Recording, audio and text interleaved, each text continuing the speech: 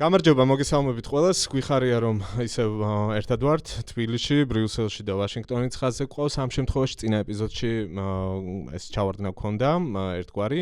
მოკლედ თემა რა არის? რაც ჩვენ უკვე დაგვემართა და რაც ჩვენ შემთხვევაში უკვე ძნელად წარმოსადგენია, რომ ამ შედეგების გამოსწორება მოხდეს, ამ გამოცდილების გაზიარებას ცდილობს ახლა ასე შეგვიძლია ვთქვათ ევროკავშირი და ისინი მუშაობენ და წარადგინეს უკვე ახალი სტრატეგია, რომელიც ასე დასახელდა, რომ მას ქვია დემოკრატიის ფარი.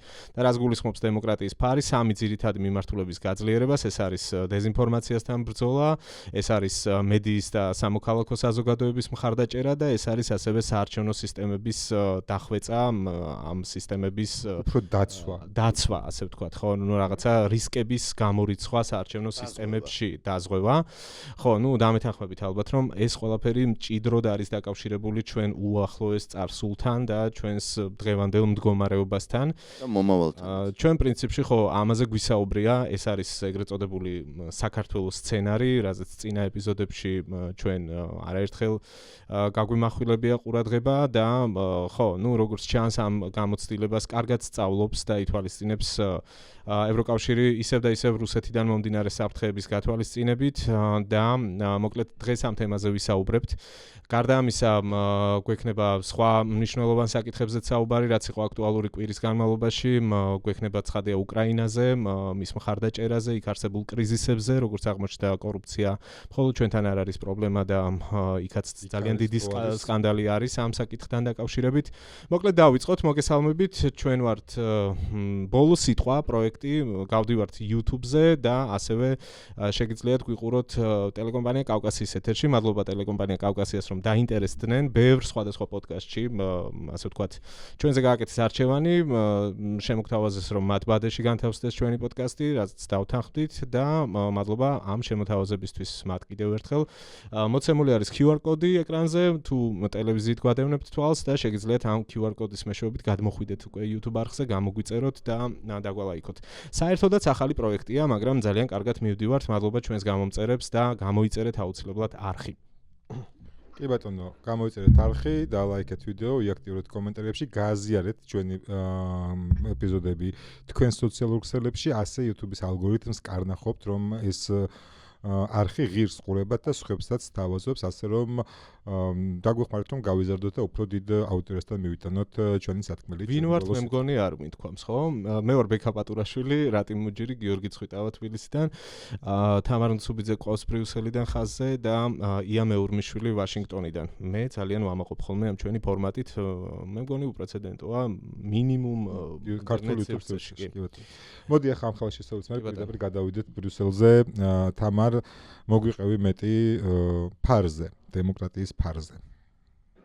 მეც მოგესალმებით მეგობრებო და მოდი იმით დავიწყებ, რომ სწორედ ჩვენაირი ფორმატები იქნება და როგორ პრეზენტაციაზე, რაზეც იყო საუბარი ევროკომისიაში, აი სწორედ ასეთი ფორმატების მხარდაჭერა იქნება ევროკავშირის მხრიდან, რადგანაც მოსახლეობამდე მივიდეს ზუსტი ობიექტური ინფორმაცია, იყოს ბრძოლა დეზინფორმაციასთან, ანტიევროპულ ნარატივთან და კიდევ ერთხელ მოგიწოდებთ, რომ გვიყუროთ, მოგვისმინოთ და შეკითხვებიც გამოგვიგზავნოთ. ახლა რაც შეეხება ამ ახალ სტრატეგიას, რომელზეც საუბარი უკვე დიდი ხანია მიდის, თუმცა მე მგონია, ჩემი შეგრძნება არის, რომ საქართველოში ჩატარებულმა საპარლამენტო არჩევნებმა, შემდეგ რუმინეთის არჩევნებმა, შემდეგ უკვე მოლდოვას არჩევნებმა უფრო მეტი ინსპირაცია გამოიწვია ევროკომისიაში და უფრო უბიძგა ორგანიზაციას, რომ ამგვარი სტრატეგია შეემუშავებინა. ბექა შენ უკვე თქვი და აღარ გავმეორდები სამ ძირითად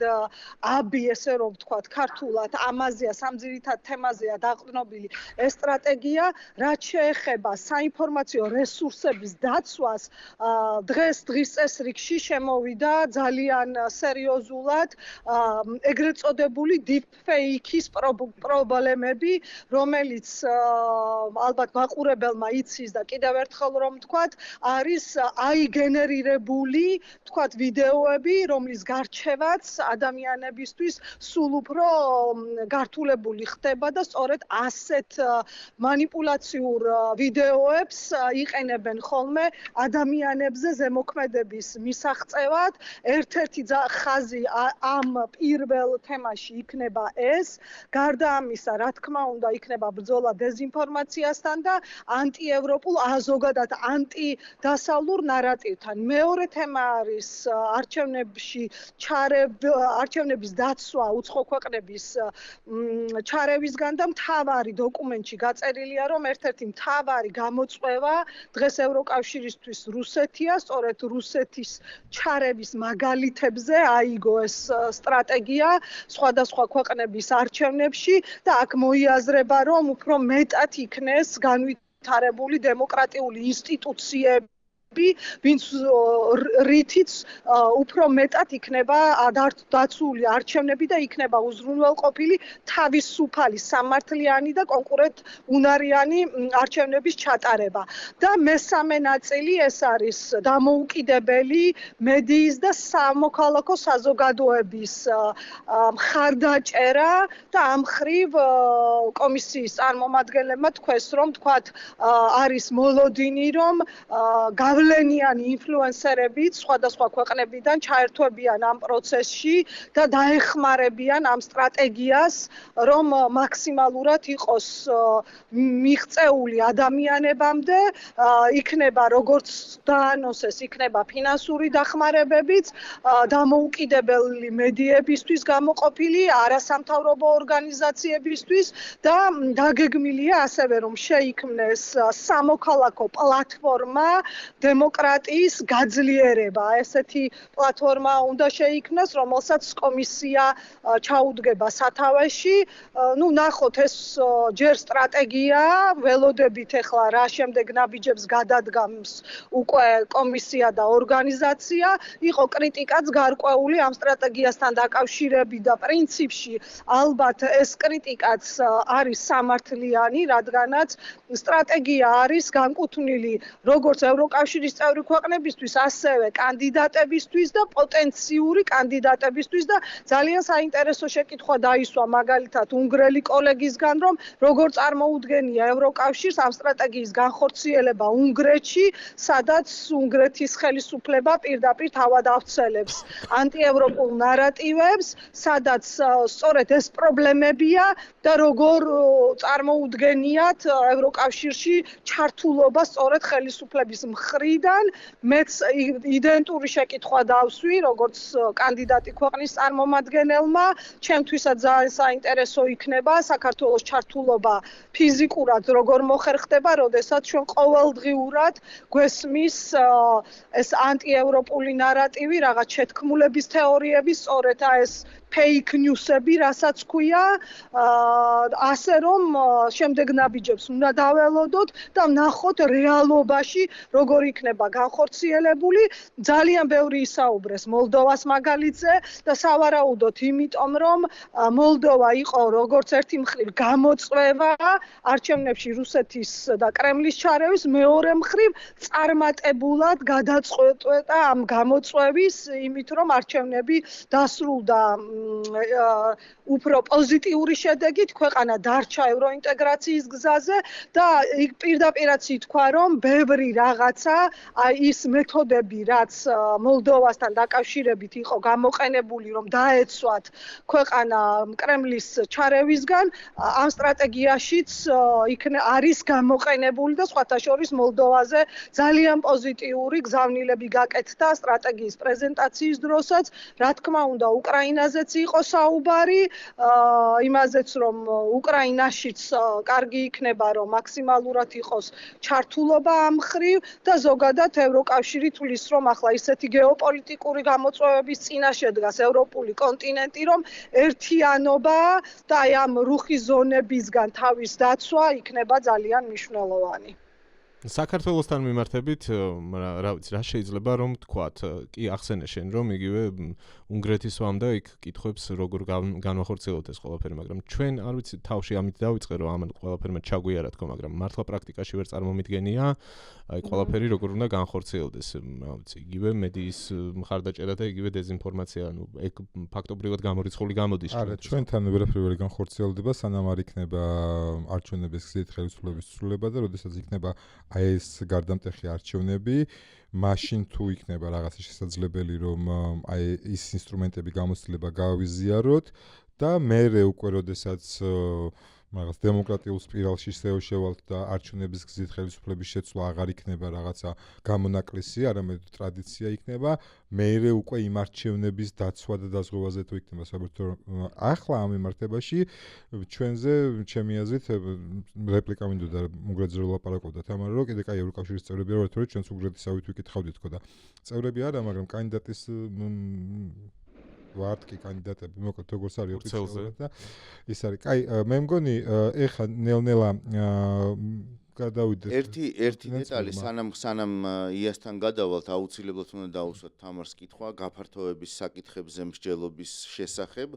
მოლდოვა დაწინაურდა, თარიღი გამოიკვეთა, უკრაინასთან დაკავშირებით ძალიან ცუდი დასკვნა დაიდო და ნუ საქართველოს საერთოდ სად არის ამაზეც რო გითხრა რამდენიმე სიტყვა ესეც კარგი იქნება და კიდევ ერთი საკითხი რომელიც მაინტერესებს მე პირადად ეს არის ევროკავშირის რაღაც სადაზვერვო სამსახურების შექმნის ინიციატივა რომლითაც Ursula von der Leyen გამოვიდა და ესეც კარგი იქნება თუ რამდენიმე სიტყვას ამასთან დაკავშირებით გაგვიზიარებ. მოდი სადაზვერვო სამსახურით დავიწყოთ, ანუ ეს ჯერ ცოტა სხვანაირად გავცელდა ინფორმაცია, რომ რაღაც სამსახური იქნება, ჯერ ეს იდეის დონეზეა და რაღაცა უფრო პატარა, ვთქვათ, ჯგუფზე უფრო არის საუბარი საექსპერტოზე და ჯერჯერობით აი ეს ძალიან საწყის ეტაპზეა და ასე ჯერ რომ ან სამსახური შეიქმნას და ხვალ რაღაცის გაცხადება მოხდება ასეთი ჯერჯერობით არ არის. რაც შეეხება გაფართოებას, კი მოლდოვა დაწინაურდა, ჩვენ წინა გადაცემაშიც ამაზე ვისაუბრეთ და მარტაკოსი ძალიან ხშირად ჩადის მოლდოვაში, რამდენიმე დღის წინ ის იქ იმყოფებოდა და გაიცნო ახალი მთავრობა, ასევე ნახეთ თქვენ რომ ქვეყნის ახალმა მთავრობამ დაანონსა რომ მათი ამბიციური გეგმა 2028-ში უკვე ხელი მოეწეროს ხელშეკრულებას ქვეყნის ევროკავშირში გაწევრიანებისთვის. ჩემი ინფორმაციით ევროკომისიასაც თავის მხრივ ასეთი ამბიციური გეგმა აქვს და ეგრეთ წოდებული დედლაინი მათაც ასე აქვთ აგებული, რომ ეს ხელშეკრულება 2028-ში იქნეს ხელმოწერილი. უკრაინაზეც წინა გადაცემაშიც ვისაუბრეთ და ვთქვით, რომ არავინ იფიქროს, რომ ევროკავშირში თვალს ხუჭავენ იმ პრობლემებზე, რაც უკრაინასთან მიმართებით არის, კონკრეტულად ალბათ გულისხმობთ კორუფციულ სკანდალს, ამაზეც არის სწორედ საუბარი კორუფციის პრობლემაზე გაფართოების ბოლო ანგარიშში და ასევე დღეს ევროკავშირი უკრაინის ინდუსტრიული ფორუმი გაიხსნა ვარშავაში და იქაც კორუფციაზე გააკეთა აქცენტი მარტაკოსმა და ზოგადადაც აღნიშნა, რომ კანდიდატ ქვეყნებში ეს პრობლემა არის. ამაზე არაერთხელ ყოფილა საუბარი ევროკავშირში, იცით რომ გასულ პერიოდშიც ეს საკითხი წამოყენებული იყო იგივე ნაბუსთან დაკავშირებით და ძალიან აქტიურად იყო ევროკავშირი ჩართული მონიტორინგის საკითხშიც და იმაშიც რომ უკრაინამ უნდა მოაგვაროს ეს საკითხი თუ სურს რომ გააგრძელოს წარმატებული ევროინტეგრაცია. ია, როგორ აღიქმება ეს ვაშინგტონში, როგორ უყურებენ ამას აი ამდენ სკანდალს კორუფციის თემაზე და საერთოდ ძალიან ბევრ სკანდალს უკვე. გამარჯობა. კაცრად მოგესალმებით ყველას, მიესალმებით ჩვენს მაყურებელს, გამოიწერეთ არხი, შემოგვერთით, დაგვისვით შეკითხვები, შემოგთავაზეთ თემები, რომლებიც გაინტერესებთ და სიამოვნებით აგიბამ თამაში მხარს. ეს ერთი რაც ალბათ უნდა მეთქვა. სკანდალს რაც შეეხება ოფიციალური განცხადება ვაშინგტონიდან მეჯერ არ მინახავს ყოველ შემთხვევაში თუ იყო რამე გაკეთებული. თუმცა ევროპიდან ვნახეთ უკვე, თქვათ ორბანმა გააკეთა განცხადება ამას და ტვიტერზე გამოაქვეყნა ფაქტიურად დასცინა უკრაინას ძალიან ირონიული ტონით თქვა რომ უკრაინის ოქროს ილუზია ამით დამთავრდა და რომ ზელენსკის უკავშირდება პირდაპირ ეს კორუფცია, იმ მხრივ რომ ტრამპი და ორბანი მოკავშირეები არიან, შესაძლოა კიდე მომავალი კიდევ ვნახოთ მსგავსი განცხადებები სხვა უკრაინ სკეპტიკოსებისგან, როგორც თქვათ ევროპაში, ასევე შეერთებულ შტატებში უშუალოდ პრეზიდენტ ტრამპის მოკავშირეებისგან. შეერთებულ შტატებში არანაკლები სკანდალები მიმდინარეობს ახლა და უკრაინისთვის ფიქრობ რომ ჯერ საინფორმაციო სივრცეში დრო არ არის ამისთვის საკმარისი, მაგრამ დარწმუნებული ვარ მომდევნო დღეების განმავლობაში უკვე ვნახავთ რაღაცას, მოგეხსენებათ 45-ზე მეტ დღიანი shutdown-ის თუ მთავრობის არ მუშაობის შემდეგ დღეს ამუშავდა მთავრობა პირველად. ამერიკის ისტორიაში ეს ყველაზე ხანგრძლივი shutdown-ია. Shutdown-ი ნიშნავს იმას, რომ მთავრობის საჯარო მოხელეებს, საჯარო უწყებებს ხელფასები არ ერიცხებათ, სააგენტოებს ბიუჯეტი არ ერიცხებათ და ანუ ფაქტიურად სახელმწიფო აპარატი მუშაობს ანაზღაურების და ბიუჯეტის გარეშე. არც ისე ხშირია ეს, თუმცა გამონაკლისის შემთხვევა ნამდვილად არ არის shutdown-ები. ამაზე ყველაზე გრძელი იყო ტრამპის პირველი პრეზიდენტობის დროს, მაშინ დაახლოებით 39 დღე გაგრძელდა ეს shutdown-ი, მაგრამ ეს არის რეკორდულად ხანგრძლივი. ანუ ერთი ეს მოხდა შეერთებულ შტატებში, რომ ამდენი ხნის მერე გუშინ უყარა კენჭი წარმომადგენელთა პალატამ, ტრამპმა მაშინვე მოაწერა ხელი და დღეს მოკლედ მთავრობა ამუშავდა. მთავრობის ამუშავება ასევე უკავშირდება იმას, რომ კონგრესი შეიკრიბა თავიდან ამ ხნის განმავლობაში, აქამდე კონგრესი იყო არ დადეგებზე და სპიკერი მაიკ ჯონსონი მათ არ სთხოვდა უკან დაბრუნებას, მიუხედავად იმისა, რომ მილიონობით ფედერალური მოხელე, საჯარო მოხელე უხელფასოდ მუშაობდა, მაიკ ჯონსონმა არ მოიწვია კონგრესი, რაც იურიდიულად სავალდებულო ნაბიჯია. და ახლა მთავრობის გახსნასთან ერთად კონგრესიც დაბრუნდა ვაშინგტონში, აღდგა სესიები. და ამ ყველაფერს კიდევ მესამე სკანდალი რაც დაემთხვა, რა თქმა უნდა, არის ეპსტინის წერილების გამოქვეყნება, რომელიც სენატმა გამოაქვეყნა. სენატში უკაცრავად. სენატში დემოკრატიული სენატორების ჯგუფმა გამოაქვეყნა აბსოლუტურად ლეგალურად და ახლა უკვე საქმე არის წარმომადგენელთა პალატაში, სადაც პალატამ უნდა უყაროს მაიკ ჯონსონს, ანუ სპიკერს, ესე პარლამენტის თავმჯდომარეს, ასე ჩვენებურად რომ ვთქვათ, არ სურს ამ საკითხის კენჭისყრაზე გამოტანა, იმიტომ რომ იქ სავარაუდოდ ტრამპის რაღაცა შესაძლოა ტრამპი რაღაც სკანდალებში გაეხვეს, ამიტომ ჯონსონი ამ საკითხს კენჭისყრაზე არ აყენებს, მაგრამ ახლა უკვე აღმოჩნდა, რომ შესაძლოა კონგრესში საკმარისი ხმა ჰქონდეს იმას, რომ გამოქვეყნდეს ეს ჯეფრი ეპსტინის არ ვიცი, 1000-ობით და 10,000 იმეილი და მიმოწერა. ანუ უნდა დაველოდოთ და ვნახოთ, რატომ მოუყევი ეს ყველაფერი ასე ვრცლად, რომ უკრაინის კორუფციის სკანდალი ამერიკული პოლიტიკური ესტაბლიშმენტისთვის დღეს ფაქტობრივად ისეთი დიდი თემა არ არის, ამას ვამბობ საბოლოო ჯამში. თუმცა მან გვაქვს კიდევ ერთი საკითხი ეს ვენესუელას ეხება, თუ კი ჯეფრის სკანდალზე მორჩი. ვენესუელას მიმართულებით რა ხდება? ავიამზიდი მიცურავს, მივიდა თუ არა დანიშნულების ადგილზე, მანდვე იყო ბრიტანელებმა შეწყვიტეს გარკვეული სადაზვერვო ინფორმაციის გაცვლა, ამაზეც რომ ცოტა მეტი მოგვიყვა. ბოდიში, ესეთი ჩართვა მინდა გავაკეთო, ვიდრე მაგ თემაზე გადავალთ, რაღაც ეგეთი შთაბეჭდილება დამრჩა, რომ ვინც არ იცის, რაში მდგომარეობს სკანდალი, პატარა განმარტება ხომ არ გავაკეთე გაკეთოთ რას უკავშირდება ტრამპის სკანდალი მაგ ნაწილში. ეპსტინის სკანდალს გულისხმობ. ჯეფრი ეპსტინი იყო მილიარდერი ფინანსისტი, ნიუ-იორკში ცხოვრობდა, რომელსაც ნიუ-იორკში და უამრავ სხვადასხვა ადგილზე ჰქონდა სახლები და ვილები და ის იყო ბრალი ჰქონდა წაყენებული ადამიანების ტრაფიკინგში, ბევრ სხვადასხვა რამეში, მაგრამ ტრაფიკინგი იყო ერთ-ერთი ესეთი ყველაზე მძიმე ბრალი, რაც რის გამოც ის დაიჭირეს, საბოლოო ჯამში ციხეში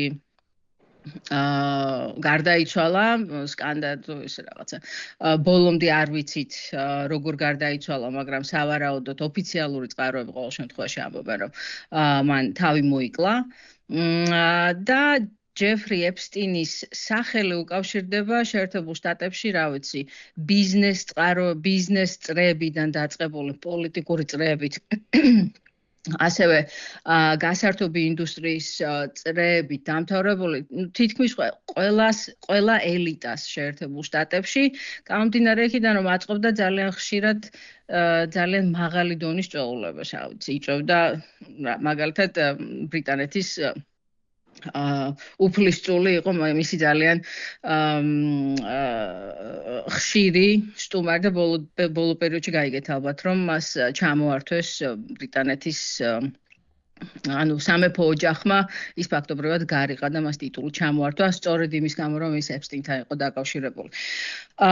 ყველაზე რთული და მძიმე როგორ? ტრამპთან რაღაცა დიდი გადახვევა გამოვიდა შესაძლოა ჩემი ჩართვით და უბრალოდ ბოდიში ტრამპს დაუბრუნდები ახლა 2 წუთით. ძალიან დიდი ხნის განმავლობაში იყო საუბარი იმაზე, რომ ეპსტინის დოკუმენტაცია ყოფილიყო გამოქვეყნებული, რომელშიც შესაძლოა ტრამპიც ყოფილიყო ჩარეული და ტრამპის ჩარევას დემოკრატები ამბობენ თუ ზოგიერთი ბრალმდებელი თუ რა ვიცი ეს მამოძრავებელი ძალა ამ სკანდალის ამბობს რომ ტრამპი სავარაუდოდ არასათანადო ურთიერთობებში იყო გარეული მცირეწლოვან გოგოებთან და აი ეს არის თავი და თავი ყველაფრის ამის გამო ხდება ამ სკანდალის ამდენი ხნის განმავლობაში უკვე ეს მედიაში ეს ბაიდენის ადმინისტრაციის დროსაც იყო, მაგრამ ახლა ტრამპმა პირობა დადო რომ გამოაქვეყნებდნენ ამას საარჩევნო კამპანიის დროს და მე გადაწყვიტეს რომ აღარ გამოაქვეყნებინდა და ამან თავიდან დაიწყო ეს სკანდალი ყველაფერი. ან საბოლოო ჯამში მაინც უკავშირდება რამდენად სათანადოდ იქცეოდა ტრამპი მაშინ როცა ჰქონდა კვეთა ეპსტინთან. აი ეს არის ძალიან ზედაპირულად ამ სკანდალის ახსნა და რატომ არის მნიშვნელოვანი, რომ მთლიანად როგორც მისი მოწინააღმდეგები, ასევე მისი მომხრეები არიან ორიენტირებული იმაზე, რომ ხომ არ არის ამაში რამე ისეთი, რაც დამაზიანებელი იქნება ტრამპისთვის და ადმინისტრაციისთვის. ეს იყო ხო ამ ეპსტინის სკანდალზე. რამდენი ხანია უკვე ალბათ 1-3 წელია ეს სკანდალი, მიდის და მიდის არ დამთავრებულა. ვნახოთ როგორ დამთავრდება. ვენესუელას რაც შეეხება საკმაოდ მნიშვნელოვანი მოვლენები მიმდინარეობს, როგორც ბეკა შენ თქვი ჯერალდ ფორდი, რომელიც არის მსოფლიოში ყველაზე დიდი ავიამზიდი. თუ უნდა ვთქვა რომ მომუშავე ავიამზიდი. ვენესუელას მიუახლოვდა, არის ვენესუელასთან საერთაშორისო წყლებში, მაგრამ ძალიან ახლოს მასთან და ამ ავიამზიდთან ერთად მოძრაობს მთელი შემადგენლობა საბრძოლო გემების მთელი ესეთი მხარდამჭერი ინფრასტრუქტურა შეერთებულ შტატებში სამხედრო ბაზა დაცურავს. სამხედრო ბაზა ხო, ერთი დიდი, ასე დაცურავს. არის საუბარი იმაზე აპირებს თუ არა ტრამპი რაღაცა ფორმის სახმელეთო ოპერაციის განხორციელებას ვენესუელაში. გავრცელდა ინფორმაციები იმასთან დაკავშირებით, რომ სავარაუდოდ რამდენიმე სამხედრო სამიზნე იქნა ამოღებული ვენესუელაში. გამომდინარე იქიდან, რომ ამერიკას ჰქონდა დაზვერვა იმაზე, რომ ეს ბაზები მონაწილეობდნენ ნარკოტიკების შეერთებულ შტატებში გადმოზიდვაზე და ამ ესეთი ძალის გადასროლის მთავარი მიზანი არის ის, რომ შეჩერდეს ვენესუელადან შეერთებულ შტატებში ნარკოტიკების შემოდინება. ამ მიზნით შეერთებულმა შტატებმა ვენესუელას მთავრობა დაადანაშაულა იმაში, რომ ნარკოტერორიზმში მონაწილეობს და ამასთან ერთად 19 ოპერაცია, საზღვაო ოპერაცია განახორციელა, 19 ზოგ შემთხვევაში წყალქვეშ პატარა წყალქვეშა გემები, ზოგ შემთხვევაში სათევზაო ნავები, ანუ 19 იერიში მიიტანა ხომალდებზე, 19 სამიზნე გაანადგურა და ამის შედეგად დაახლოებით 76 ადამიანი დაიღუპა. რაც ვიცით ეს ასევე ესეთი ოფიციალური წყაროები და წყაროებზე დაყრდნობით. საკმაოდ სადაო თემა გახდა ეს თვითონ შეერთებულ შტატებშიც, გამომდინარე იქიდან, რომ შეერთებულ შტატების არა თქვათ რაღაცა საიდუმლო სამსახური ან დაზვერვის სამსახური ან სპეცდანიშნულების რაზმები, არამედ შეერთებულ შტატების საზღვაო ძალები ახორციელებს სამხედრო ოპერაციას. არა როგორ? ანტიტერორისტულს და სამხედროს როგორც თვითონ. ანტიტერორისტული, ხო, რომელსაც ეგ არის მთელი ბევრი მოკავშირე, ხო. მთელი დავის საგანი ეგ არის, რომ თუ ანტიტერორისტულია, მაშინ სამხედროები რატო არიან ჩართული რაღაცა ეგ შლეიფი მოყვება ეს. კი, და ასევე ის, რომ უბრალოდ ინფორმაცია გაქვს, სადაზვერვო ინფორმაცია გაქვს იმაზე, რომ შესაძლოა რაღაცა ერთი საზიანო შენი ეროვნული უსაფრთხოებისთვის გადაიზიდება, ეს არ ნიშნავს იმას, რომ უნდა გაანადგურო ეს ნავები, ამისთვის რა თქმა უნდა არის საერთაშორისო სამართალი, არის შეერთებული შტატების სამართალი, რომლის მიხედვითაც უნდა მოხდეს უნდა მოხდეს გამოძიება, უნდა მოხდეს დაკავება ადამიანების და ეს უნდა გადავიდეს სამართლებრივ ჩარჩოში. ეს იყო ერთ-ერთი მიზეზი, რატომაც როგორც თქვენ აღნიშნეთ, დიდმა ბრიტანეთმა ვენესუელასთან, კარიბის ზღვაში საკუთარი აქტივებისგან ინფორმაციის გაზიარება შეუზღუდა შეერთებულ შტატებს. ეს არ არის მთლიანად სადაზვერვო ურთიერთობების გაწყვეტა, არის მხოლოდ ამ რეგიონზე საუბარი. დაახლოებით იგივე სიტუაციაა კანადასთანაც. კანადაც ამბობს, რომ უზღუდავს შეერთებულ შტატებს ვენესუელასთან დაკავშირებულ სადაზვერვო ინფორმაციას და ამას ასევე შეუერთდა კოლუმბიაც, რომელიც ამბობს, რომ შეშფოთებულია ამ დარტყმების და გემების, ნავების განადგურების გამო და ამიტომ აღარ თანამშრომლობს. კიდევ ერთხელ მხოლოდ ამ ურთიერთობებზეა საუბარი, როცა ვენესუელას ეხება. არის მოსაზრებები, რომ შესაძლოა ტრამპს უნდა რეჟიმის შეცვლა, თავად არ აცხადებს ამას, რომ რეჟიმის შეცვლა უნდა, თუმცა ამბობს, რომ მედიაში გავრცელდა ინფორმაცია, რომ მაგალითად შეერთებულმა შტატებმა სცადა გადმობირება მადუროს პერსონალური დაცვისა, რომ მათ მადურო მოტყუებით შეერთებულ შტატებში ჩამოეყვანათ იმისთვის, რომ ის გაასამართლონ. თუმცა ეს რა თქმა უნდა მედიაში გავრცელებულ ინფორმაციას ვამბობ, ოფიციალური წყაროები ამას არ ადასტურებენ და ასევე ტრამპმა არაერთხელ მიუთითა იმაზე, რომ მადუროს ძალიან ცუდად აქვს საქმე. ანუ სავარაუდოდ ყველაზე დიდი რაც შეიძლება მოხდეს არის ის, რომ გაიზარდოს უკიდურესად მადუროზე ზეწოლა და შესაძლოა ის თავადაც თქვათ ჩამოშორდეს ხელისუფლებას და არ არის გამორიცხული, რომ სხვებივით ისიც თქვათ მოსკოვში გადაფრინდეს. ეს ერთი სცენარი შეიძლება იყოს, მეორე არის ის, რომ შესაძლოა არ არის გამორიცხული ის, რომ ამერიკა მართლა განახორციელოს რაღაცა სახმელეთო ოპერაცია, თუმცა ანალიტიკოსები ამბობენ, რომ ამის შესაძლებლობა არსებობს, მაგრამ ალბათობა ძალიან დაბალია ამის.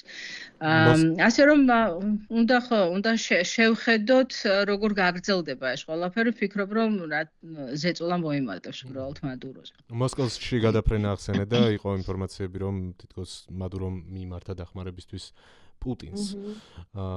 რა შეიძლება ამაზე ითქვას?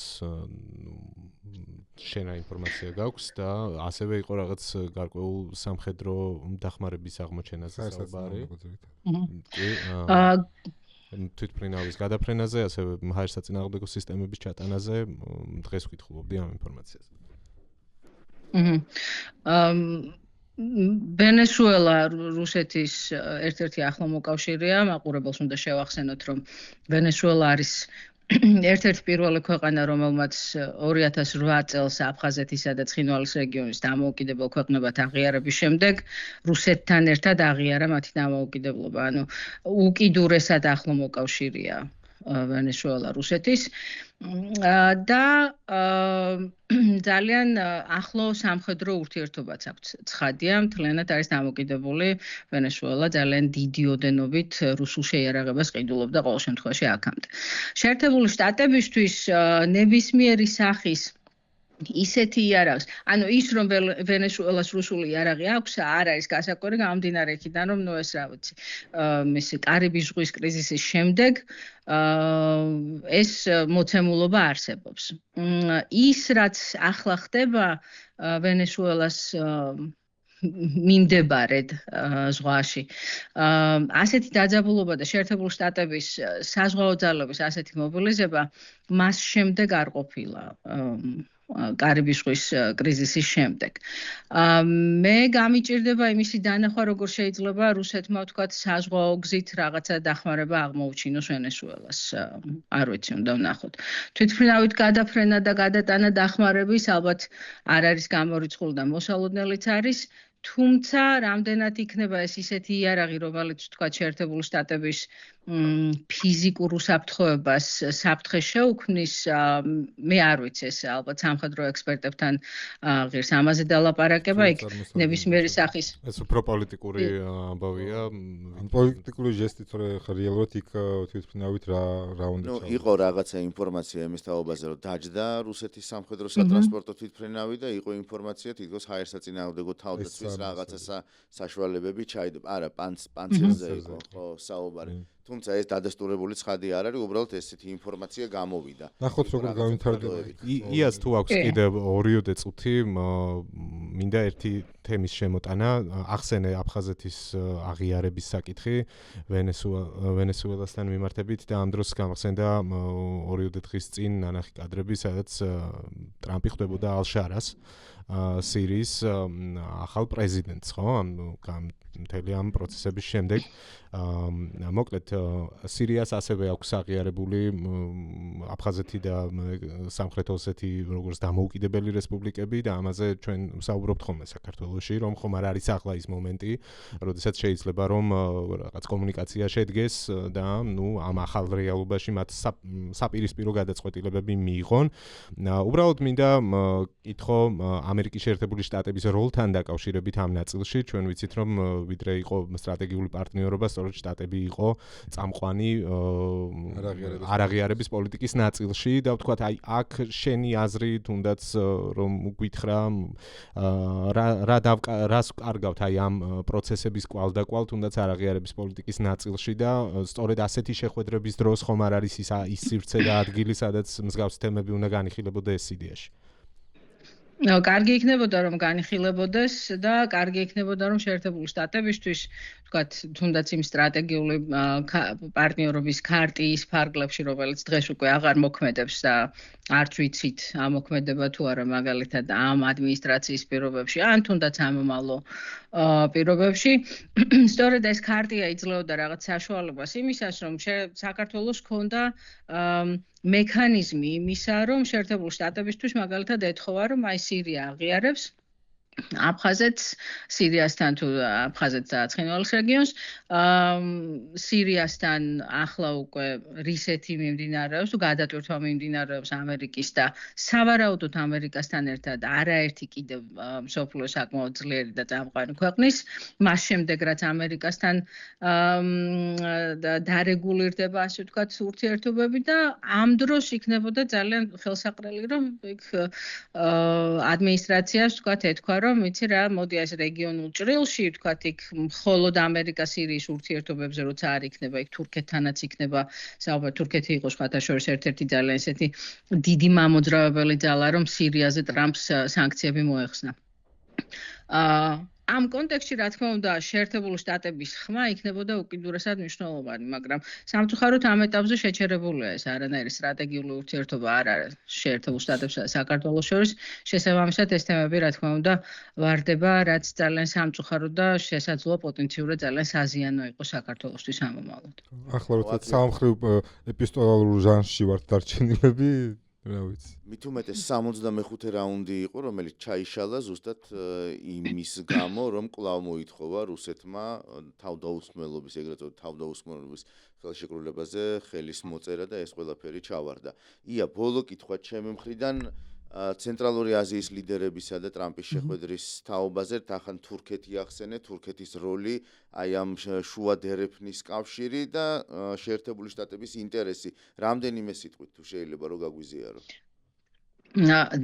ესეთი დიდი მონახაზი ამისა იქნებოდა ის, რომ რეგიონში შეერთებული შტატები უკვე ხედავს თავის როლს 10 წლეულების მანძილზე. შესაძლოა, რა ვიცი,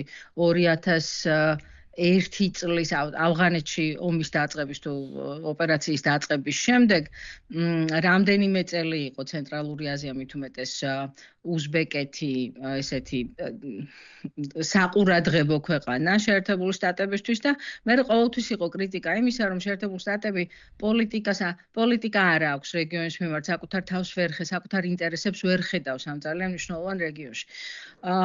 დროთა განმავლობაში ეს რა თქმა უნდა ამ ქვეყნებს მოუწიათ ლავირება ზოგს რუსეთთან, ზოგს ჩინეთთან, ზოგს ორივეს ერთად, მაგრამ ის რაც თეთრ სახლში მოხდა ახლა გასულ კვირას, როდესაც მთელი რეგიონის ხუთი პრეზიდენტი იყო თუ არ ვცდები და ერთი მოსკოვში წავიდა. ღია ავტორიტარებიც თურქმენეთის სახით, კი. კი, ნუ ეს რეგიონულ ჭრილში განიხილა უბრალოდ და რეგიონის თან და ხო და ამ ადმინისტრაციისთვის ახლა რაღაცა ესეთი აყვავებული დემოკრატია, ადამიანის უფლებები, რაღაც კანონის უზენაესობა, ის რაც ძალიან ხშირად გვესმოდა წარსულში ამ ადმინისტრაციისგან ეს თემა არ მოდის როგორც წამყვანი, არის ყველაზე მეტად არაერთხელ გვისაუბრეთ ჩვენ ამაზე, რომ საკუთარი ეკონომიკური ინტერესების დაწინაურება ტრამპის ადმინისტრაციისთვის და ცენტრალური აზია ამერიკას თავაზობს ძალიან დიდ არამხოლოდ იმ კონტრაქტებს, რაზეც აი ამ ბოლო რამდენიმე თვის განმავლობაში მოეწერა ხელი, თქვა რაღაც შესყიდვა, ვაჭრობის გაზრდა და ასე შემდეგ. არამედ სამომავლო თანამშრომლობასაც იქნება ეს, ვთქვათ, იშვიათი მინერალების მიმართულებით, ენერგორესურსების შუა დერეფნის განვითარების მიმართულებით თუ სხვა. და ეს ყველაფერი მაინც საბოლოო ჯამში ისევ უფრო დიდ ჭრილში უკავშირდება რუსეთისა და ჩინეთის გავლენების შემცირებას, რაც უფრო იზრდება შეერთებული შტატების ყოფნა ამ რეგიონში, მით უფრო მცირდება, ყველა ერთად ვერ დაეტევა იქ და ძალიან საინტერესო იყო, ვფიქრობ, რომ ესეთი ისტორიული ვიზიტი იყო და რავი, დავალოდოთ, უნდა ვნახოთ როგორ განვითარდება, ანუ ხელმახელი დაბანა ორივე კი პირიო, შესაძლოა რაღაცა ეგეთი სიტუაციაც განვითარდეს შეერთებულ შტატებსა და ამ ქვეყნებს შორის, რომ ერთმანეთის ეკონომიკური დაწინაურების მიზნით შესაძლოა რუსეთის და ჩინეთის ინტერესები ამ რეგიონში შესუსტდეს მაინც თუ არ გაქრა, ალბათ შესუსტდება. თუმცა მე მაგვიზიტის მერე ტოყაევი, სწორად თუ ამბობ გვარს, წარმოთქვამ გვარს, ყაზახეთის პრეზიდენტი წავიდა პუტინთან მოაწერა მორიგ ხელშეკრულებას ხელი, რაც ცოტა უცნაურად ჩანდა, თუმცა თავისთავად ის რომ ამ ხელა პაუზის შემდეგ, კიდევ პრაქტიკულად აი ესეთი დიდი ინტერესი პირველად გამოხატა ამერიკამ ამ რეგიონის მიმართ, მაინც ვფიქრობ, რომ ასე უკვალოდ არ ჩაივლის და თავისი გაგრძელება ექნება. ხო, ტოყაევზე ის უნდა გვახსოვდეს, რომ ერთ-ერთი ყველაზე რთული სიტუაცია აქვს რუსეთთან დაკავშირებით, ანუ ყაზახეთის ჩრდილოეთი საკმაოდ რთული რეგიონია, მოწყვლადია, ხო, რუსული რაღაცა ის აგრესია იქნება თუ რაღაც დესტაბილიზაციის მცდელობა თუ ასე შემდეგ. სხვათა შორის არაერთი რეგიონიდან და ესეთი არა გარედანა ჩემფასებლები ამბობენ, რომ თქვათ იქ ბალტიისპირეთი, პოლონეთი და აღმოსავლეთ ევროპის ქვეყნები თუ ფიქრობენ რომ უკრაინაში, თქვათ, უკრაინის დაცემის შემთხვევაში ისინი არიან შემდეგი, დაახლოებით მსგავს თემებზე ფიქრობენ ყაზახეთშიც სწორედ, იმიტომ რომ აი ამ სიტუაციის გამო, რაც ახლა აქვს და სხვა შორის საზღვარიც არ არის მგონი ბოლომდე დემარკირებული რუსეთსა და ყაზახეთს შორის, ხო? მადლობა. ასე რომ ძალიან საინტერესო ცხოვრება მასში პერიოდში ვცხოვრობთ უდავთ. უდავთ, კი. მან ნამდვილად საინტერესო დეტალი არის კიდევ ის, რომ კოლექტიური უსაფრთხოების ხელშეკრულების ფარგლებში მოხდა გადასროლა ძალების რამდენიმე წლის წინ ყაზახეთში. უკრაინის ომის დაწყებამდე 20-22-ში ხდებოდა ყველაფერი. ვიყავი სხვათა შორის მან როგორც გადაისროლეს, მალევე გადმოისროლეს, რაც ძალიან გაგვიკვირდა ყველას, ხო? კი. რაღაცა რეპეტიციასავით იყო რა, თითქოს ძალიან ახლოს იყო, ხო? იანვარი იყო, მახსოვს ზუსტად 14 იანვარს ვიყავი ალმატაში, როცა ეგ ამბავი ხდებოდა და ხო, ნუ მალევე დაიწყო შემდეგ უკვე უკრაინის ომი და ძალიან ცნაური ამბები იყო, ხო, ნუ მაგაზე რაღაც იქ იმაზე ბუნებრივი კი არა, მეორე ან გაზის თემა იყო რაღაც რეგიონებში, დეფიციტი შეიქმნა, მე თვითონ ხელოვნურად შეიქმნა ეს დეფიციტი, მე იყო იქ რეგიონებში გამოსვლა და არეულობა და თითქოს ყოფით საკითხზე დაიწყო ძალიან დიდი არეულობა და დაიხოცა ხალხი და ნუ ჩაკეტილი იყო მთელი. თუმცა მანდ გაიმყარა ტოკაევმა ზუსტად ძალაუფლება მაშინ გაიმყარა. ძალიან დიდი პროტესტი იყო მის წინააღმდეგ და ნუ საბოლოოდ მოახერხა ხო. ძალიან საინტერესო არის პირადად ჩემთვის აქ თვითონ ოფიციალური ანკარას პოზიცია როგორი არის აი ამ ჭრილში, იმიტომ რომ ეს ხო თურქმენული ტომებია, მისი ზეგავლენა როგორ იზრდება მთლიანად, ჩვენზე როგორი გავლენა ექნება კავკასიაზე ამ ყველაფერს. ბევრი თემა გვაქვს სალაპარაკო და კარგია რომ ეს ფორმატი გვაქვს. ცალკე ეპიზოდში გავშალოთ. ბრიუსელთან არის პირდაპირ კავშირში, იმიტომ რომ ანკარა და ბრიუსელი ძალიან სერიოზულ ტანგოს ცეკვავენ ბოლო პერიოდში. როგორც ტრამპი იტყოდა ხო? ანკარა და ბრიუსელი დამეგობრდნენ და გაუდგნენ გზას. იას ძალიან დიდი მადლობა, ვიცით რომ დროში შეზღუდული ხარ და დაგემშვიდობები და შემდეგ ეპიზოდში აუცილებლად შემოგვიერთდება ისევ ეს ფორმატი არ უნდა დავარღვიოთ. დროებითია ძალიან დიდი მადლობა და აქ უნდა დაგეყოლებინა არანაირი ზეწოლა. დროებით მადლობა. კარგი. თამარ გავაგზავნოთ მე მგონი მთლიანად გაიქიშა. არა. თამარი ჩვენთან არის, ბრიუსელი აქ არის. ბრიუსელი ბოლომდე რჩება. ბოლო წუთამდე რჩება. ან შენ რჩები ბოლომდე ბრიუსელში. საქართველოს მხარდამჭერი რჩება ბრიუსელი ბოლომდე. სანამ ხედავს კიდევ ერთხელ მინდა მე მგონი ცოტა უფრო მეტად გამოიკვეთა ამ უვიზოს ამბავი. ყველა ეპიზოდში კი ვლაპარაკობთ ამაზე, მაგრამ ეგ არის ალბათ ყველაზე მეტად რაც მკივა და გვაინტერესებს. რამე სიახლე ხო არ გვაქვს მაგმართობით თუ ისევ ესე რაღაც ტარგეტირებულ სამიზნეებზე მსჯელობენ თუ გაასწორეს ცოტა ფოკუსი თუ როგორ არიან? ნუ სიახლედ უფრო მეტად არის თავად ამ ახალ მექანიზმთან დაკავშირებით. გუშინ უკვე ევროკავშირის წევრი ქვეყნების ელჩებმა მწვანე შუქი აუნთეს, ანუ კომისიიდან და ევროპარლამენტიდან ეხა ბოლო სტრუქტურაში გადმოინაცვლა, ორშაბათს იქნება უკვე ზოგად საქმეთა მინისტრების საბჭოზე საკითხი და როდესაც ელჩები მწვანე შუქს აძლევენ, ფაქტიურად იქ უკვე საკითხი გადაწყვეტილია, უფრო ფორმალურად ხდება ამის დაკანონებასავით, შემდეგ 20 დღეა საჭირო რომ ძალაში შევიდეს და დროში, ანუ გვემთხვევა რომ ფაქტიურად მაგ პერიოდში ველოდებით ევროკომისიის ანგარიშს ყველა იმ ქვეყანასთან მიმართებით, ვისაც აქვს შენგენის ზონაში უვიზო მოსვლა, როგორ ასრულებენ ეს ქვეყნები იმ ვალდებულებებს, რაც უვიზო მოსვლით არის გათვალისწინებული და თუ ვიხელმძღვანელებთ ისევ გაფართოების ანგარიშში ჩანაწერით და ამაზეც ვისაუბრეთ ჩვენ, იქ ნათქვამია რომ მე-7 ანგარიშში ხარვეზები რაც იყო დაფიქსირებული, არაფერი გასწორებულა და ალბათ მე-8 ანგარიში კიდევ უფრო დაემატება, რადგანაც ეს ახალი მექანიზმი ჩვენმა მაყურებელმა უკვე კარგად იცის და მთელმა საქართველომ, რომ იძლევა საშუალებას უფრო იყოს მეტი ოფცია კონკრეტული ქვეყნისთვის უვიზო მიმოსვლის შეჩერების და ამ ოფციებში შედის ადამიანის უფლებების დარღვევები, ჰიბრიდული საფრთხე მომდინარე ქვეყნიდან შენგენის ზონის მიმართ და სავარაუდოდ ალბათ უნდა ვივარაუდოთ, რომ ანგარიშის გამოქვეყნების შემდეგ ევროკომისია შესაძლოა თუ ამის პოლიტიკური ნება იქნება ევროკავშირში, რომ მიმართავს წინადადებით ევროპულ საბჭოს დაიწყონ პროცედურები უვიზო მიმოსვლის შეჩერება დღევანდელი მონაცემებით და განწყობებით ჯერჯერობით ესეთი განწყობა რჩება კვლავ რომ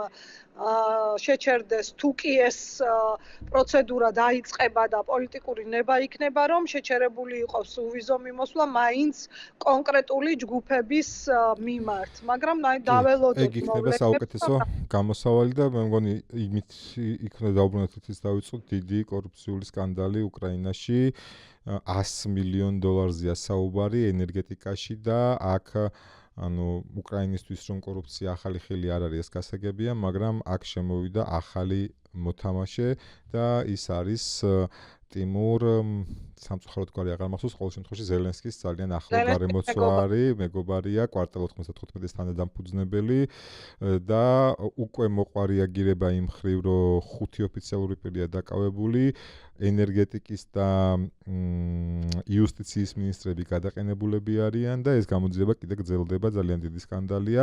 თუ ქონდა უკვე ბრიუსელს რაიმე გამოხმაურება პოსტფაქტუმ, ანუ იმ წინასწარ, რა ქვია, ანგარიში რომ კორუფციაზე იყო ხაზგასმა გასაგებია, თუმცა აი ამ კონკრეტულ кейსზე რა და როგორ შენ კოსის განცხადებაც ახსენე თუ სწორად. კი, ანუ ბრიუსელის პოზიცია ეს არის რომ და ყოველთვის იყო უკრაინასთან მიმართებით რომ ქვეყანა სრულ ფართომასშტაბიან ომშია, პლუსი და ამას ყოველთვის აღნიშნავენ რომ მიუხედავად ამისა ქვეყანაში ტარდება დემოკრატიული რეფორმები, თუმცა კორუფცია ეს ის თემაა, რომელიც ევროკავშირისთვის მუდმივად არის ანუ უკრაინასთან დაკავშირებული ყველაზე აი ესეთი დიდი გამოწვევა და ამაზე ღიად ლაპარაკობენ, არავინ არ მალავს ამ საკითხს და დაფიქსირებული არის აი სწორედ ამ ხრივ, რომ კანდიდატ ქვეყნებში კორუფცია არის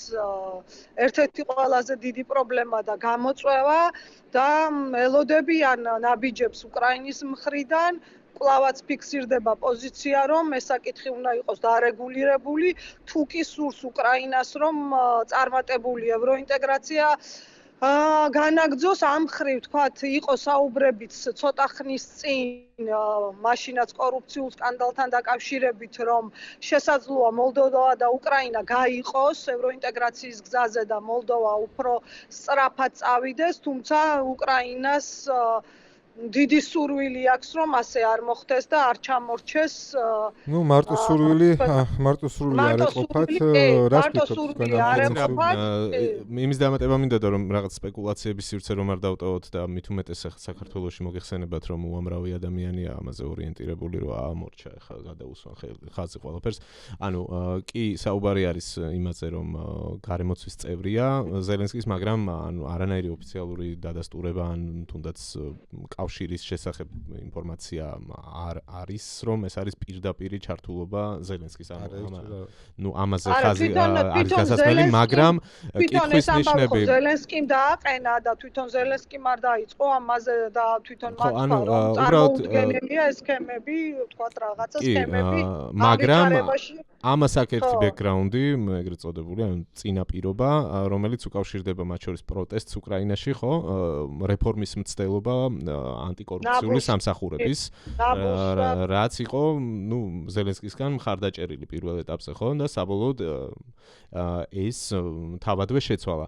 და ახლა, როდესაც ეს სკანდალი მიდის, ჯერ კიდევ ამას ძალიან ხშირად ლინკავენ თავად უკრაინელი მიმომხილველები, ვისაც უსმენ ხოლმე, რომ ნუ, რაღაცა მცდელობა ქონდათ, რომ ანტიკორუფციული სამსახურები მოდუნებულიყო და ამას მოყვა ჯანსაღი რეაქცია საზოგადოების მხრიდან და საბოლოოდ ხდება ისე რომ საქმეს აკეთებენ, ფაქტია რომ შედეგი ჩანს. ნაწილობრივ მაინც, ხო, ეხლა დიდი საქმეა.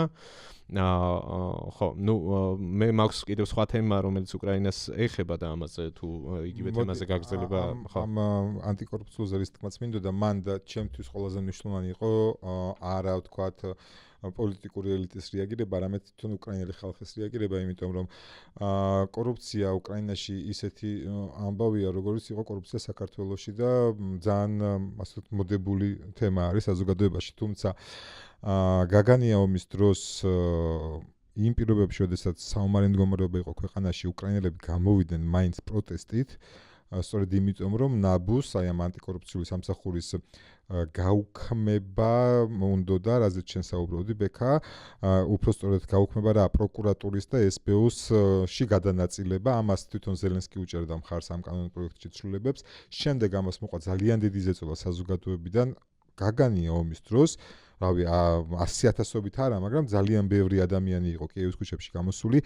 ამას დაემატა ბრიუსელის ზეწოლა, რომელმაც თქვა, რომ ეგრე არ გამოვა და ნაბუ უნდა იყოს დამოუკიდებელი და აქ იყო კიდევ ზელენსკის ადეკვატურობის ამბავი. მას ძალიან თავისუფლად შეეძლო საომარი მდგომარეობის ესარგებლა და ეს აქცია უბრალოდ დაიშალა და ეთქვათ, რომ რადგან აქცია ხალხო ხო კარგად ხართ, ომი გვაქვს ქვეყანაში. ამის მაგივრად მან მოისმინა ბრიუსელის და საკუთარი ხალხის შეცვალა კანონი ისევ და დატოვა ნაბუ დამოუკიდებლად და ავტონომიურად, რამაც პრინციპში მიგვიყვანა იქამდე, რომ ეს 100 მილიონიანი დოლარის კორუფციული სკანდალი არა რუსებმა გახეთქეს, ან ვიღაცა მედია გამოძიება, არამედ თვითონ ნაბუმ გამოიძია, არ მოერიდა თქმა, რომ ერთ-ერთი ჩართული პირი ზელენსკისთან დაკავშირებული პირი იყო. შესაბამისად, აი ეს ჩემთვის მიანიშნებს იმაზე, რომ უკრაინა როგორც საზოგადოებაც ამ კუთხით ძალიან გაიზარდა და მათთვის აღარ არის მისაღები, რომ ახლა შენ რო იქ იყო, შენ რა ფულს არ გააკეთებდი, ეს მიდგომა რაც ძალიან ფესვგამდგარი იყო უკრაინაში, ისე როგორც არის საქართველოში, იქაც როგორც ჩანს ხდება გარდატეხა ამ ამბის, რაც ჩემთვის აი ამ ამბავში ეს მინდოდა რომ მეთქვა. ეს ძალიან რთული საკითხია, ამავდროულად ძალიან მტკივნეული, იმიტომ რომ ენერგეტიკას ეხება და იცით რომ ენერგეტიკა არის კრიტიკული ინფრასტრუქტურა და კრიტიკული ინფრასტრუქტურა არის რუსების სამიზნე და უამრავი უკრაინელი, დიდი და პატარა, მოხუცი და ბავშვი პრაქტიკულად დღეს ატარებს ელექტროენერგიის გარეშე, იმიტომ რომ რუსები ბომბავენ, გრაფიკით მიეწოდება და ამ დროს, როდესაც ესეთი დიდი კორუფციული სკანდალია, რა თქმა უნდა, მოქმედებს ყველაზე, აბსოლუტურად ყველაზე და ცხადია დღის წესრიგში ისევ პოლიტიკური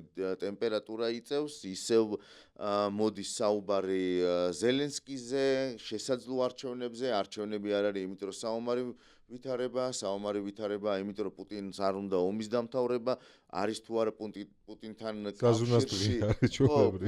კავშირში კორუფციაში ბრალდებული ხალხი, ანუ ვიცე-პრემიერის დონეზე არის აქ საუბარი, ხო?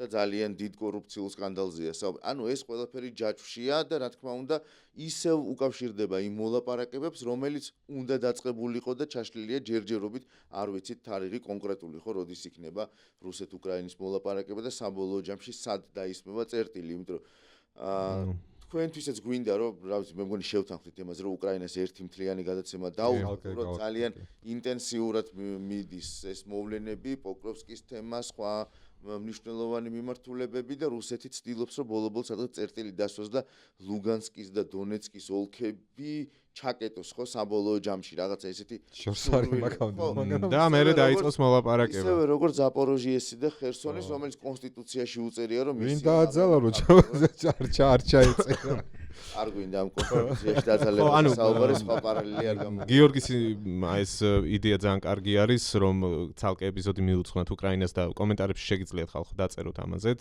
თუ თქვათ მხარს უჭერთ ამ იდეას და გამოყვებით ამაში ხო ნუ შესაძლოა თუნდაც მე შემდეგი ეპიზოდი იყოს ამაზე. თუმცა ამ ეპიზოდში მინდოდა ერთი საკითხის შემოტანა თამარა რადგან ყავს ხაზზე ეს ეხება პირდაპირ ბრიუსელს. როის ამბავში როგორა ვართ? მე მგონი 1-5 ბოლოს აკითხე ძალიან მოკლედ ვიტყვი ეს ეხება რუსულ გაყინულ აქტივებს რომლის უკრაინის სასარგებლოდ გამოყენებაზე საუბარი გააქტიურდა მას შემდეგ რაც ნორვეგიას ჰქონდა ინიციატივა რომ ისინი გადააზღვევენ საკუთარი ფონდიდან 100 მილიარდის გამოყოფაზე 100 მილიარდი ევროს გამოყოფაზე ჰქონდათ მათ ინიციატივა იმისთვის რომ თუ ბრიუსელს აქვს კითხვების შემდგომში რაღაც დავების წარმოშობის შემთხვევაში რუსეთთან ამის გარანტორი გახდეს ნორვეგია. აი ამ ინიციატივაზე მინდოდა მეკითხა თუ არის რამდენად დიდი ეფექტი იქონია ამან ბრიუსელზე და ხომ არის ამაზე საუბარი უფრო აქტიურად რომ მართლაც მოხდეს ამ ჩაკეტილი და გაყინული რესურსების გამოყენება, იმიტომ რომ სწორედ ახლა არის კულმინაცია ალბათ ძალიან კრიზისული სიტუაცია. თუ ოდესმე უნდა გამოიყენონ, მე თუ მკითხავთ, ახლა არის ეგ დრო რომ სწორედ ახლა უნდა გამოიყენონ, იმიტომ რომ ენერგეტიკა და უამრავი რამე ვახსენეთ, ხო? ძალიან უჭირს ახლა უკრაინას. აი ამ ზამთრის გადაგორება ზუსტად.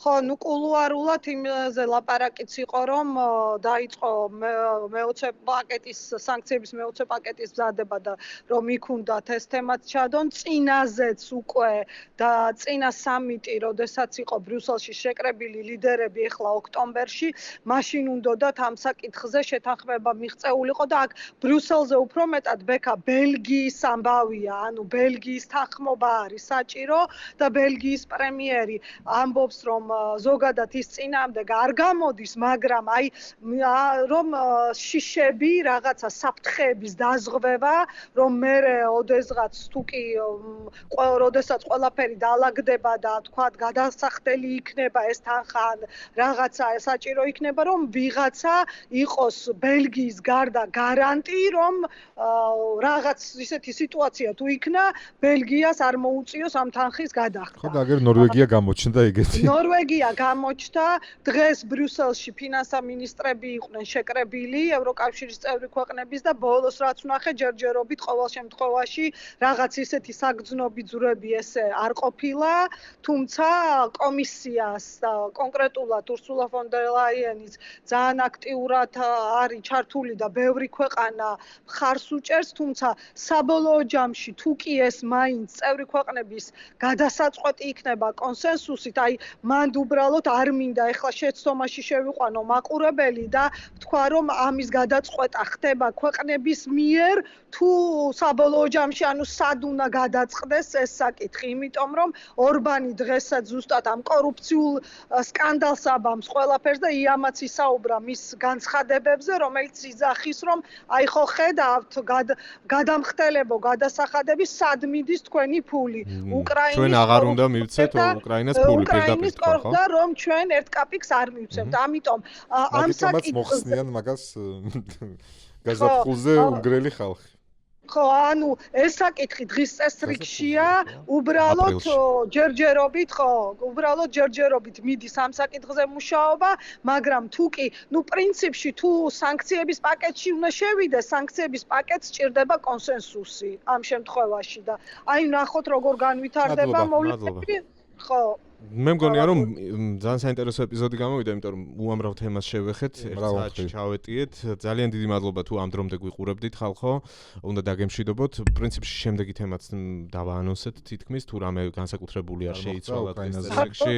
ხო, ალბათ შემდეგი ეპიზოდი უკვე მიეძღვნება უკრაინის თემას და ჩავშლით ბევრ რამეს იქ, ფინანსური, ადამიანური რესურსები, ფრონტი, ასე შემდეგ პოლიტიკური კონტექსტი ცხადია. ძალიან დიდი მადლობა, გამოიწერეთ არხი თუ არ ხართ გამომწერები, აქამდე თუ გვიყურებდით ბოლომდე, ესე იგი ჩვენიანები ხართ უკვე და ძალიან გვიხარია, განსაკუთრებული მადლობა თქვენ თითოეულ თქვენს ლაიქებს არ დაგავიწყოთ, კომენტარებში აქტიურობა არ დაგავიწყოთ. ნახვამდის. დროებით.